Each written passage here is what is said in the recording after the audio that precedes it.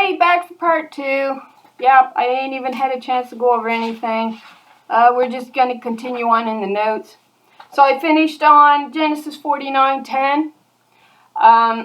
It says, the scepter shall not depart from Judah, nor a lawgiver from between his feet until Shiloh. Right? Shiloh, where was Shiloh?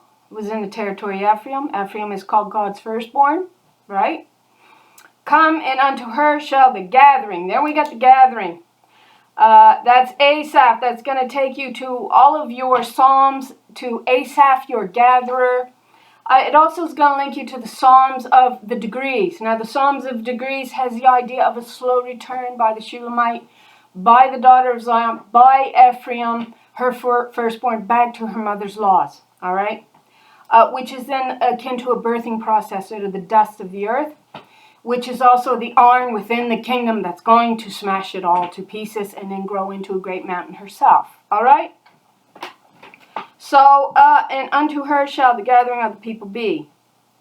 So I had here, if you can't handle the sword, the word, or the law, or the fire of God, you will be burned by it. And you are. You're going to be burned out. If the truth of God's 10 commandments, right, really, you know, and when you look at it, there's no subjugation in it to anybody. It makes nobody feel less than another person. The laws are pretty basic. They're pretty straightforward. But if that idea of equality causes a burning in your heart, then God's law certainly is not for you. The 10 Commandments of God is not for you. All right? If that really burns you, like it did those kings in Psalm 2 that took counsel against her laws, because they just couldn't have it so. They wanted to build themselves up, and they wanted to empower themselves as well with riches, which meant yoking her under them. They wanted to steal her riches from them, and many others. And so, if you can't handle it, it's going to burn you. That's what it's going to do. You will be burned by it. Deuteronomy 33:17, her firstborn Ephraim has splendor, glory, and horns like the horns of a unicorn. With them she shall push. Who's doing the gathering? Who's doing the threshing? Daughter Zion, Micah 4:13, her horns of iron and hooves of brass, it says. Who do you think is in view here with Ephraim's blessings in Deuteronomy 33:17? She's Israel's firstborn. Her firstborn, Ephraim, has splendor, glory, that's female, a new garment, and horns like the horns of a unicorn. So she's took possession of a daughter, which means she's the scepter upon the earth that'll rule now. With them she shall push, thrust, gore, push back, succeed, attain, make progress, wage war against the nations, even to the ends of the earth. Such are the 10,000s of Ephraim and the thousands of Manasseh. Now where does that take us to? I find that absolutely fascinating, because it just, once you get into the same verses that gets repeated, there's no way you're going to be able to bypass who's in view, which is the divine feminine, the daughter Zion 136, or the Scion Jerusalem, or the firstborn Ephraim. Yeah, she goes by many names. And it all has to do with the government of God upon the earth, established in the house and the forest of Lebanon, which was on the north. Her mountain is Mount Bashan. She comes from Mount Sinai after giving the law to Moses, and she comes into this group of women in Psalm 68. And they are identified as a group of women. The congregation that met in the north is identified as this village of women. And the Lord that is amongst them as an ash heap is identified as 136. So we see, I don't know how you can't see everything coming together. So Deuteronomy 33 also takes us to Psalm 68:17. The chariots of God. Watch this.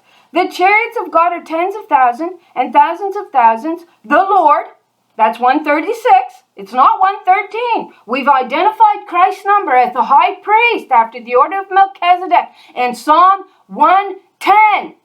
And his number is 113. And the Lord that sits to him, which is his branch out of Sion, female, is identified as 136 is her number.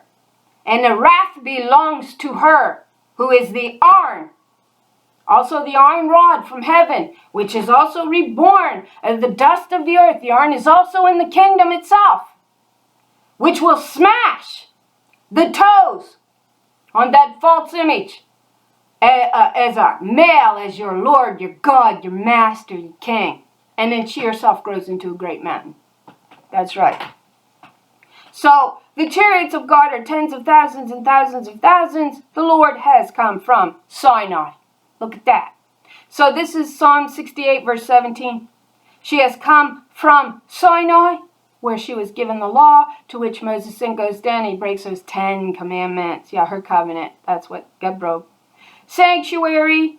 So Bashan, she's come from Sinai and she's come into her sanctuary, which is identified as being the congregation in the north. Mount Bashan, the house in the forest of Lebanon, is where it looks like her sanctuary was. Deuteronomy 33:2, right? Now we're jumping from Psalm 68, 17 to Deuteronomy 33, verse 2. And she said, the Lord came from Sinai and rose up from Seir. Now, Seir, I believe, means mountain goat, male. All right? Into them. She shined forth. Who is told to be the light of the world? Israel. For anybody who wants to study the Word of God, she is stated as being the light of the world. She shined forth from Mount Paran, and she came with 10,000s of her saints. Where does that take us back to? Well, it takes us right back to Psalm 68, 17. That's right. She came with 10,000s of saints from her right hand. That's her personal inheritance back in her possession. The women, that the possession in view here is the women that published the word in Psalm 68. They're her personal inheritance. They're preaching her 10 commandments, her laws. Published the word, and it says thousands of saints from her right hand went a fiery law for them. So fiery law, it's feminine.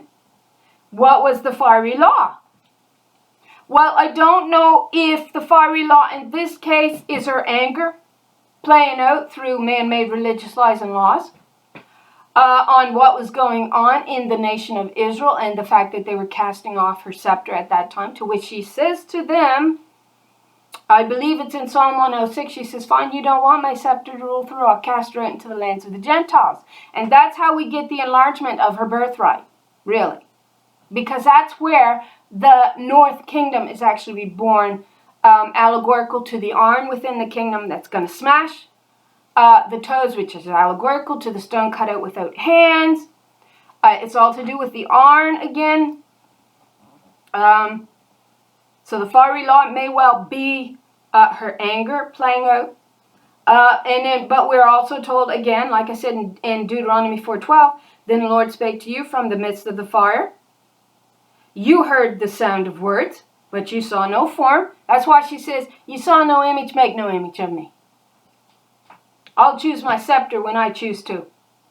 And but what did we end up with? We didn't end up with just one male. Oh, well, the Jews did.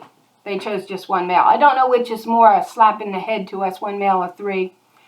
They're both pretty bad in their own ways. But we certainly end up with 3 male forms. And she says, you saw no image, made no image. You only heard my voice out of the fire. But we made an image. So 13, so she declared to you her covenant. Right? Her covenant abode in strength. You find that in Genesis 49. We also find that repeated in multiple chapters.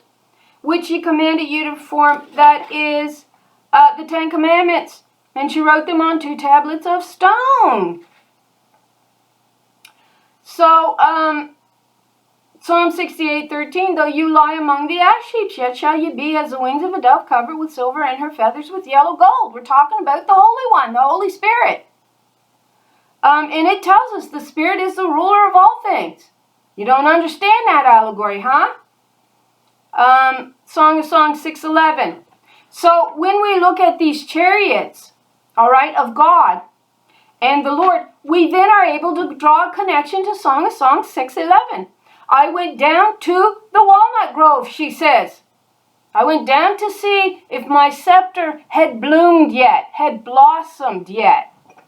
I went down to the walnut grove to see the blossom. What's that? Scepter that flourishes. You find it. It's an almond branch in the Ark of the Covenant. It's one of the items there. So she's looking to see if it actually blossoms. So I'm going to be interrupted, of course.